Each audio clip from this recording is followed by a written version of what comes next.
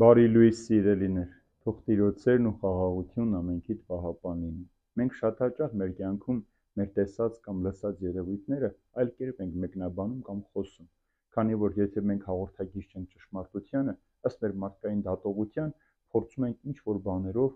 պատասխաններ գտնել, քննադատել կամ նվաստացնել այն ամեն, ինչ որ տեսնում ենք, ինչպես որ փարիսեցին օրենսգետները Հիսուսի կատարած հրաշքները, քանի որ չէին կարող մերժել, որտեղ դրանք փաստեր էին, նրանք փորձեցին Հիսուսին մեղադրել սատանայի հետ համագործակցության համար։ Այնպես էլ մեզ շատ հաճախ կարող են մարդիկ մեղադրել կեղծավորության մեջ, մարդահաճության մեջ, անտարբերության մեջ, որովհետև մշտական կապ չունեն Հիսուս Քրիստոսի հետ։ Այն մարդիկ, ովքեր հարատև կապի մեջ չեն Հիսուս Քրիստոսի հետ, երբեմն են լինում, նրանք երբեք չեն կարող ճշմարտությունը տեսնել, որովհետև հոգևոր կյանքի մեջ, Քրիստոսի հետ հարաբերությունների մեջ չի կարող լինել չեզոքություն, կամ պիտի լինես Քրիստոսի հետ, կամ չպիտի լինես։ Եթե Քրիստոսի հետ չես, բնականաբար Քրիստոսի կատարած յուրաքանչյուր գործ մեզ համար կասկածելի է, մենք փորձում ենք քննադատել ու նվաստացնել այդ գործերը։ Տեսնենք ինչ է պատմում մեզ այսօր Մարկոսի ավետարանը։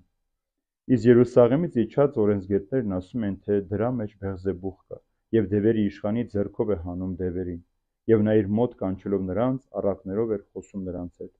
Ինչպես կարող է սատանան սատանային դուրս հանել։ Եվ արդ, եթե մի թագավորություն ինքն իր մեջ բաժանվի, այդ թագավորությունը չի կարող կանգուն մնալ։ Եվ եթե մի տուն ինքն իր մեջ բաժանվի, այդ տունը չի կարող կանգուն մնալ։ Եվ եթե սատանան ինքն իր դեմ դուրս գա եւ բաժանված լինի, չի կարող կանգուն մնալ, այլ նրա վախճանը հասել է։ Ոչ ոք չի կարող հզորի տունը մտնելով նրա ունեցածը կողոպտել, եթե նախ չկողոպտի հզորին, եւ ապա միայն կկողոպտի նրա տունը։ Ճշմարիտ եմ ասում ձեզ, որ մարդկանց որդիներին, որքան էլ հայոյեն, ամեն մեղք եւ ամեն հայոյան կներվի, բայց ով որ հայոյի Սուրբ Հոգուն, հավիտյանս թողություն չի ունենա, այլ նրա հանցապարտ պիտի մնա հավիտենական մեղքով։ Այսպես խոսեց, որովհետև ասում էին նրա մեջ պիղծ դև կա։ Տեսնում եք, սիրելիներ, անգամ Հիսուս Քրիստոս ձեռ չմնաց մարդկային չարությունից, ատելությունից, եւ նրան մեղադրեցին սատանայի հետ համագործակցելու համար։ Եվ Հիսուս օրինակները բերում է, որ յուրաքանչյուր քրիստոնյա, երբ որ բաժանվում է, դա կլինի պետությունը, թագավորությունը, ընտանիքը, անպայման պիտի կործանվի։ Եվ օրինակը բերում է, եթե սատանայի հետ համագործակցեի, սատանան իր դեմ դուրս պիտի գա։ Սրանով մենք տեսնում ենք, թե աշխարհը, սատանան ինչքան համախմբված է քրիստոնյաների եւ Աստծո դեմ պայքարում։ Մենք քրիստոնյաներս ցվրված ենք, մենք հակառակը ամեն օր իրար դեմ ենք պայքարում սատանայի ջրաղացին ջուր լցնելով։ Եվ երբ որ մենք Հիսուսին մեղադրում ենք, մենք հայոյում ենք Սուրբ Հոգուն։ Մի քանի անգամ դրա մասին խոսել ենք, այսօր էլ ասեմ, որ Սուրբ Հոգու դեմ հայոյել այն է, երբ որ մարդը Աստծո բարիքները վերագրում է սատանային կամ այս աշխարհին կամ պատահականությանը։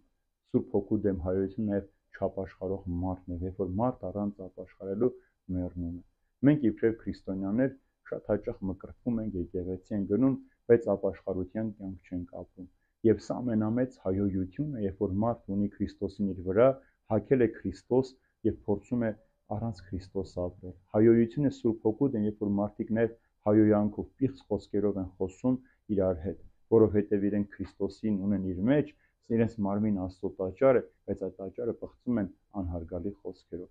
Դրա համար էլ շատ հաճախ մարդիկ տեսնելով Քրիստոսի կատարած հրաշքները, չկարողանալով այդ փաստը մերժել, նրանք սկսեցին Քրիստոսի մեղադրել այլ եւ այլ հանցանքների մեջ։ Այնպես էլ մեր կյանքում մենք զգուշ լինենք, ինչ որ մենք տեսնում ենք, լսում ենք կամ ինչ որ մեզ պատմում են, այդ ամենով մենք եզրակացություններ չանենք եւ չխոսենք, որովհետեւ սատանան մեզ գալիս է նաեւ այդպես փորձելու։ Մեր մոտ պատմում են, մեզանից լսում են, գրում են այն մարդուն ու մասին, որ խոսել են, պատմել են մեր մոտ, մեր ասածը մի քանի անգամ փոխված պատմում են եւ մեր մեջ հերակա թշնամություն են հաստատում։ Եվ այդ թշնամությունը մի օր վերածվում է ատելության, իսկ ատելությունն էլ բերում է բաժանումի, կործանումի եւ վերջապես սատանան մարդկանց,